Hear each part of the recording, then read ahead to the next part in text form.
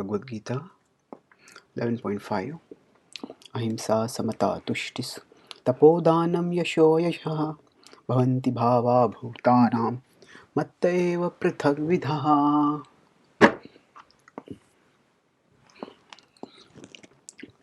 Krishna is in this section of the Bhagavad Gita 10th chapter speaking how he is the source of everything, and in that connection he says matta eva prithak vidha. Prithak vidha, these differently arranged things, matta eva, from me they have come. Bhavanti bhava bhutanam. Bhava is natures, bhutanam, of the living beings. So the different natures of different living beings have come from me. And our nature is made essentially of our qualities. So Krishna lists several qualities before this. Ahimsa, samata, tushtis, non-violence, equilibrium or equanimity, satisfaction,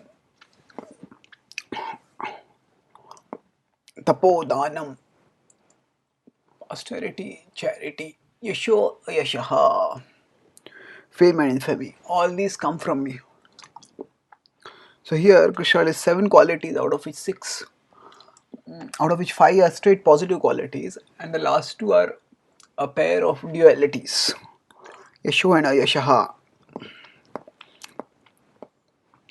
So the point of this section is the 10th chapter of the Bhagavad Gita. Krishna has said at the start, Bhuya eva mahabaho shruno me paramam vachaha yatteham priyamanaya vakshami hitakamyaya. Krishna has said that I am speaking this for your benefit, because I consider you dear to me. Yatteham priyamanaya. That knowledge which he is speaking is the knowledge of devotion. The last chapter concluded with a call for devotion. Manmana bhav bhakto. Bhuya eva. Again, I'll speak this. So, in the previous chapter, Krishna stressed on the glory of bhakti, and in this chapter, he'll focus on the glory of the object of bhakti, this Bhagavan, he himself. And he's describing a subtle feature of his glory, that is how he is the source of everything. And here he gives a list of qualities, how he is the source of these qualities. So, ahimsa,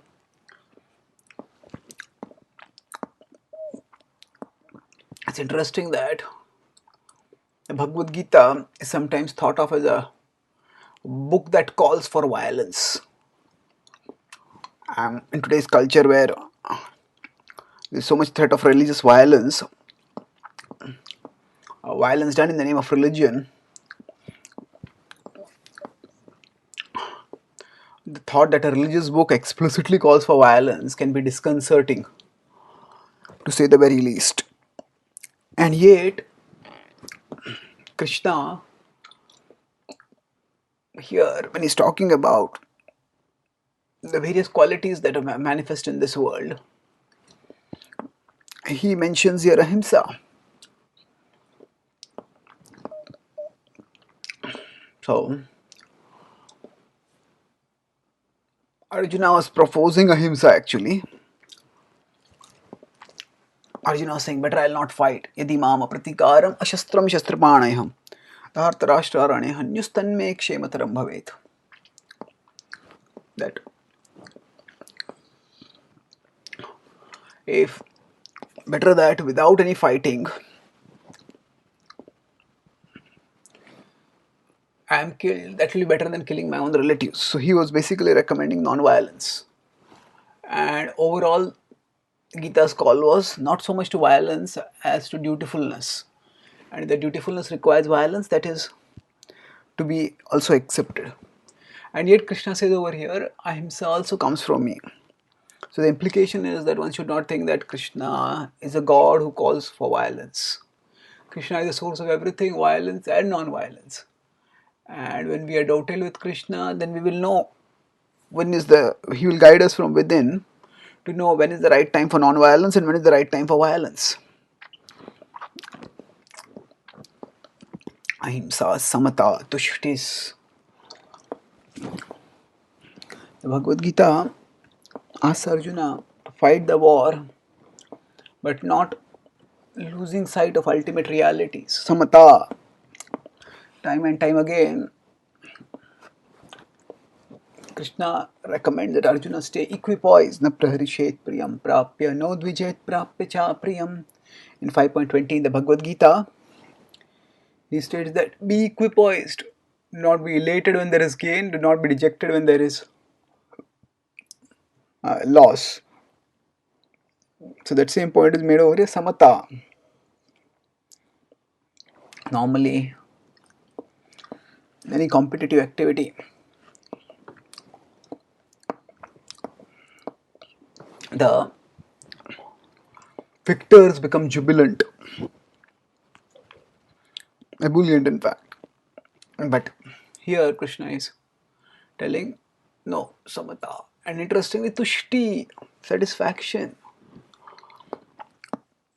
So these may be seen as qualities that are not exactly the qualities of those who are about to call a war. War is a hugely expensive option, not just in terms of finance, but also in terms of life. And we wonder if somebody is satisfied with life, satisfied with whatever situation they are in, then why would they go to the trouble of a war? So Krishna is conveying to Arjuna that